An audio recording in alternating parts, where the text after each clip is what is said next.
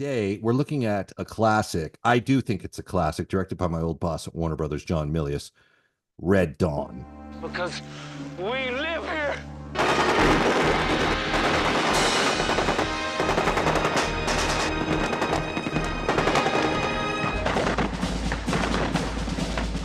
Not bad for a bunch of kids, huh?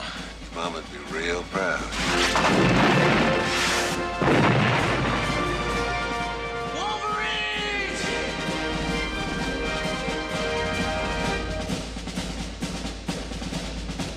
I can identify Milius's work in any script, but particularly this script. And I love when, every single conversation reeks of vintage Milius. And Smith makes an appearance in this too, as like a Russian sort of insurgency expert. And he worked for the CIA. Now he shows up in Conan. He was even on like Kolchak the Night Stalker back in the 70s. But he shows up speaking Russian. He was a linguist for the CIA or did some linguist work, or the work of a linguist, I should say. And he's like, here's how we catch him. And there's that scene where they like raid up there in their snow gear because they've captured one and made him swallow a homing device, which we don't see that in the film. I don't know. Is that in the script? Is there a scene where they capture this guy and shove a homing device down his throat after they torture him? I mean, in the script, so Daryl is captured by, well, he's not captured. Right. His father took him in, and he has a homing device that he swallows, and then he and the Soviet lieutenant Yuri are brought before a firing squad at the same time. Yeah, of them, the kids.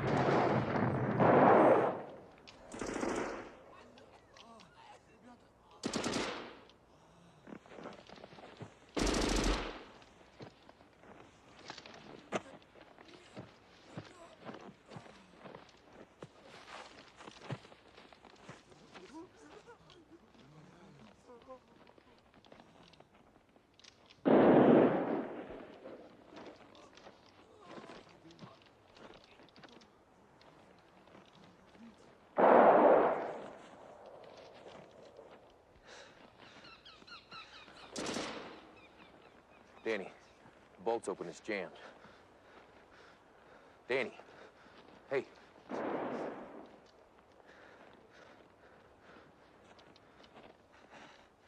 Sprechen Sie Deutsch? So what if he does? You don't. We better get out of here. Haben Inglés?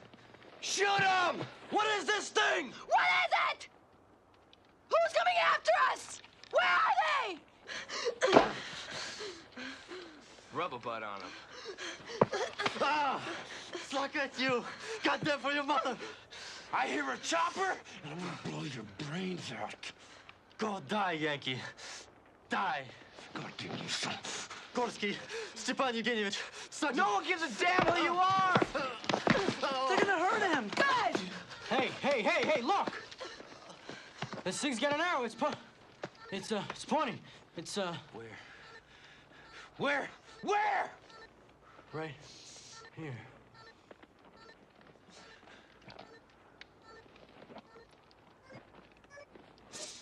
Daryl.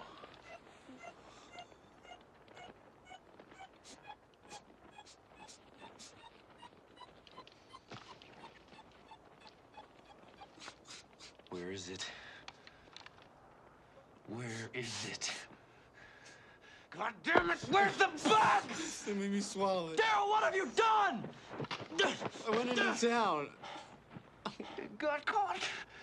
And went and got caught. Interesting scene to cut, or to not have in the final film. However, it was devised and then executed. Because it's a lot to jump to. It's like, now with the world and critics and everyone being a self-imposed critic and the world being what it is, like people find ways to dismantle everything. But you look at it now, and how did this guy disappear for so long, and how did they not know he was in town, turned in by his dad, who's a perfect person to turn him in because he's the politic. Yeah. He's the political element in this. And he gets back and he causes this havoc. And by the way, we should also say it's Daryl from The Outsiders. He played a punk then. He's a punk now, but great actor, actually, underappreciated. A lot of outsiders in this, or outsider adjacent actors in this film. That's exactly what I was going to say. Yeah. Friends of outsiders. Yeah. Insiders. Inside, outside. But they sell it. There's a sense of authenticity to the performances in this that I don't have any issues with. I buy it. I buy Swayze in this. I buy C. Thomas Howell. I buy Sheen. I buy it. They don't start off as Rambo-esque partisans. They run initially. They try to hide and run. And then, of course, reprisals take place, as they always do, until the Soviet insurgent Smith shows up and says, this was dumb. Don't do this. But it's just a great, and Gray and Thompson should not be overlooked in the conversation. Yeah. Thompson has become a director. She's constantly trying to hire Eric Mark, but his price is too high. But she's really good in this. She sells this, and she survives too. Gray, unfortunately, goes out. She probably has Sandy's death, I bet, in the script. Where the helicopter, is it related to a helicopter attack? Did I just spoil it again for the people who? Yeah. I mean, that is a spoiler. But in the script, that's not. Is that what happens in the movie? Because in the script, Leah's Thompson, Erica, definitely, she dies. Jennifer's character survives. Right. Yeah, and Leah's character runs after Andy, after Powers Booth's character, as he's being fired upon by not by a helicopter, by one of those vertical takeoff and landing planes. A Harrier or some sort of Harrier-esque. The Soviet equivalent. It's funny because all these vehicles had to be built by like the Values A's, and they're actually out by me. Their production ranch isn't too far. It's where Schwarzenegger keeps his tank. But they had to build all these Soviet era. What's that? Yeah, as people do. People just For everyone who owns a tank, you can keep it at the Values A production ranch. But they had to build these things, and they had to build them where they had sort of a sense of operational reality. So like the turrets had to shift and things like that. And that took some doing because, you didn't have access to Soviet hardware of this nature at the time. Now you could probably get it on the black market. You could probably call some third-rate Afghani arms dealer and have all this stuff shipped to you on a tanker. But back then you had to build it. And they did quite a good job on it. They blow a lot of it up. That's believable too. There's a lot of RPG work in this movie. I mean, they love the rocket in this, and it's convincing. And it's got an interesting tick to it. My understanding was a lot of the extras who play the Russians were local hires. So they probably had a good experience. Hey, I'm Alex from Quiet Riot. I'm Dizzy from Guns N' Roses. I'm Johnny from Typo Negative. I'm Mike from what? Help us cure NMOSD and with it, cancer. Go to Guthrie Jackson Foundation and donate now.